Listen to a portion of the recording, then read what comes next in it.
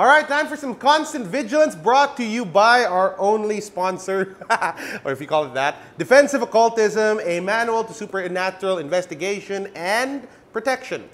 Of course, written by me, and anything we talk about here can pretty much be covered within this wonderful book. Message us later on from our podcast to figure out how to get your copy. So today, Constant Vigilance when it comes to experiencing divinatory practices. One thing that we have working with us is the fact that people like to have tarot readings. But one thing that we also have working against us is people have also had bad experiences. Tarot readings gone bad, they've been milked out of so many hundreds of thousands of pesos, sometimes even dollars. Sometimes they bought useless cures that didn't do them any good. So today's Constant Vigilance is just going to give you some pointers of what you can do to keep yourself safe. Which one of these two would you feel more comfortable getting a professional tarot reading from? Person A? I see a very dark, evil spirit coming into your life, in which death and great remorse will follow. But I can help you, my friend. If you purchase this ancient Egyptian comb of protection, will you be saved by this powerful object? For only $5,000 will we prevent this evil fate from happening. Or person B. The three cards that you chose for yourself were the Nine of Swords, Death, and the Devil. Now don't be afraid of these cards because they all have very constructive meanings depending on how you look at it. Now the Devil shows to us that you have chosen to commit yourself to certain things that, due to the presence of death, will be changing in the near future. But the most important thing is, do not make any decisions that you think you're going to regret. Remember, at the end of the day, these things are still in your hands and in no one else's.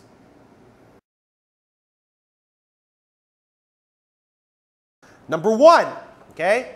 If a high-priced cure is being sold to you aggressively, let's say the reader said that you're cursed by Lucifer, and only by buying this button of Captain America / Russia will it be removed, which costs 100,000 pesos. All right? It's always cheaper and smarter to look for a second opinion. Instead of being foolish and believing everything this reader is telling you off the bat, look for a second opinion. I guarantee you, in most cases, it will be more affordable for you. Because there are really people out there, we've seen them in certain parts in Metro Manila and even in the US, who take advantage of the openness and gullibility of their clientele. So Mysterium Philippines stands against this kind of practice. Number two, be very wary of readers who try to scare you to return for readings by using bad news. All right? They will fog up scenarios and they'll tell you that something really bad is going to happen, but you could prevent it by, like I said earlier, buying a remedy or coming back for a second reading. This is another con. These people are trying to double up their money on you. A truly benevolent reader will professionally recommend to you stuff that is within your personal means. Number three, and this is also most important, divination is also partially a spiritual practice. So if you're practicing or experiencing higher forms of divination, let's say like scrying, channeling, please do not, and I mean do not, invite spirits to enter your body.